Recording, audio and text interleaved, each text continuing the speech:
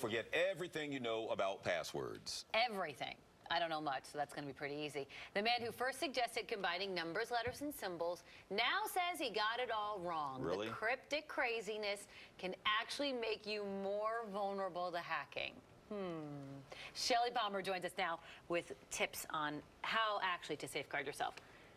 Wrong? All wrong? Yeah, well, a few years back, a lot of us broke into two camps. Okay. There was one camp that said short, or as long as you can make them, but not terribly long, super cryptic passwords, and change them every month and be crazy about it, and don't write them down and don't tell anybody. And of course, the more cryptic and the more crazy it is, the harder it is for a human being to remember. And Right. I've been on this show many, many times saying, look, we have a way to do that. Take a favorite line from a movie, like the line from Jaws, I think we're going to need a bigger boat, and take the first letter from each word and crush them together, and you'll have a weird nonsense password. And there are so many schemes to make things you could remember that are cryptic and weird.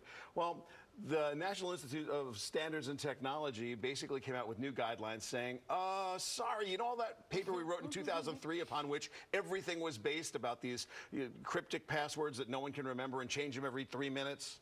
Over. Now, what would you replace them with? Yeah, so what do you do now?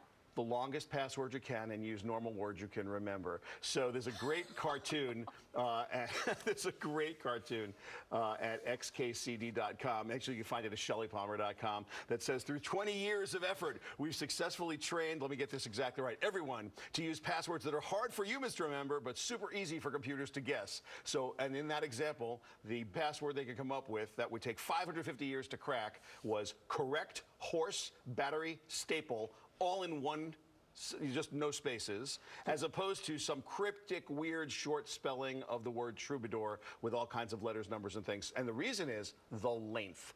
Computers have to crunch the long password for a longer period of time. So the longer the password is, the harder it is, no matter whether it's nonsense or straight words. So even if the hacker knows every word in the dictionary, and you're choosing words from a dictionary, and it doesn't matter because it's the length of the password that's going to do the work. My new favorite password, it's not the one I'm using, is Right. passwords. We don't need no stinking passwords. That all in one line is better than X9 @265449.